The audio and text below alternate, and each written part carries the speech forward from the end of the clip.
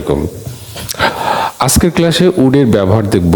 তিনটা স্ট্রাকচার দেখছি যে উড, উড বি এবং উড হ্যাভ, এর ব্যবহারটা কিভাবে করব সেই সম্পর্কে আলোচনা। যে উড মানে কোনো কিছু পূর্বে আগে করতাম এরকম যখন বোঝাবে, কোনো কিছু পূর্বে করতাম এরকম কোনো কিছু যখন বোঝাবে, সেই ক্ষেত্রে উড প্লাস V1 অর্থাৎ ভার্বের বেস ফর্ম হবে। ঠিক আছে, এই পাশে আছে ডু দ্য ওয়ার্ক, অনেস্ট এবং এ কার।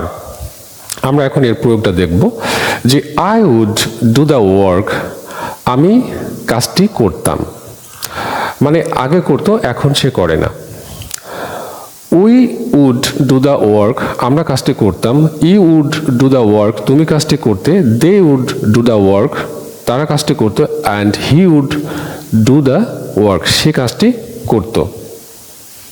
ওকে, উড বি হতাম, যখন কোনো কিছু হতাম এই ক্ষেত্রে উড বি ব্যবহার করতে হবে। যেমন আই উড বি অনেস্ট, আমি সৎ হতাম। ইউ উড বি অনেস্ট, তুমি সৎ হতে। উইড বি অনেস্ট, আমরা সৎ হতাম। দে উড বি অনেস্ট, তারা সৎ হতো।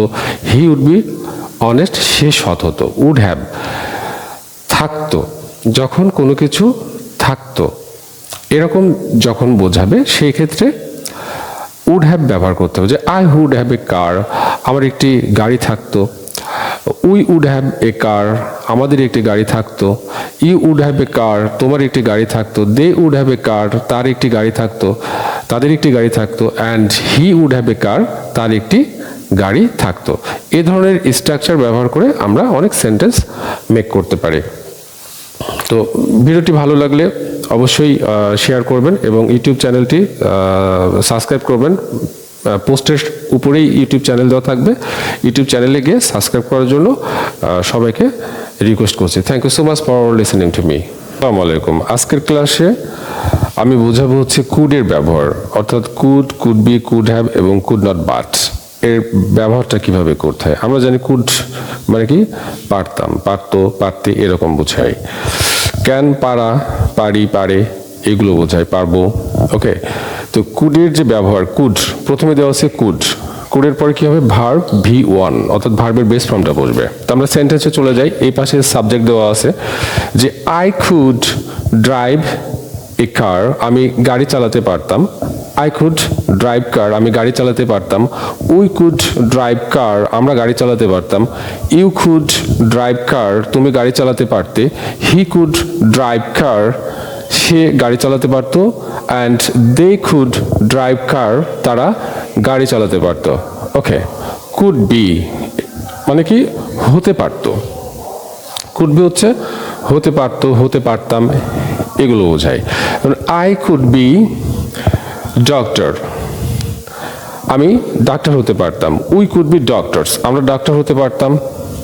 ইউ কুড বি ডক্টর, তুমি ডাক্তার হতে পারতে। He could be doctor, say doctor হতে পারতো। দে কুড বি ডক্টরস, তারা ডাক্তার হতে পারতো। কুড হ্যাভ এর অর্থ হচ্ছে এটা ব্যবহার হবে কি যে থাকতে পারতো। যেমন আই কুড হ্যাভ এ কার, আমার একটি গাড়ি থাকতে পারতো।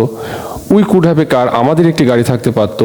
ইউ কুড হ্যাভ এ কার, তোমার একটি গাড়ি থাকতে পারতো। He could have a car, তার একটি গাড়ি থাকতে পারতো। দে কুড হ্যাভ এ কার, তাদের একটি গাড়ি থাকতে পারতো। অ্যান্ড শেষে যেটা দেওয়া আছে যে could not but plus V1 অর্থাৎ ভার্ব 1, ভার্বের base form could not but মানে কি যে না করে পারলাম না, যখন কোনো কিছু না করে পারলাম না সেক্ষেত্রে কুড নট বাট। যেমন আমি সেখানে না গিয়ে থাকতে পারলাম না, এই ধরনের সেন্টেন্সগুলো কুড নট বাট দিয়ে করতে হবে। ওকে, যেমন I could not but go there, আমি সেখানে না গিয়ে পারলাম না।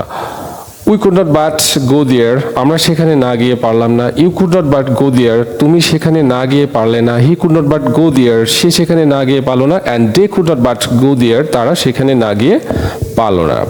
তাহলে কুডের যে ব্যবহার, চারটে স্ট্রাকচার দেওয়া আছে, এই চারটে স্ট্রাকচার দিয়ে আপনি অনেক সেন্টেন্স মেক করতে পারবেন। ভিডিওটি ভালো লাগলে অবশ্যই লাইক, কমেন্ট এবং শেয়ার করবেন। শেয়ার করার জন্য রিকোয়েস্ট থাকলো। Thank you so much for listening to me.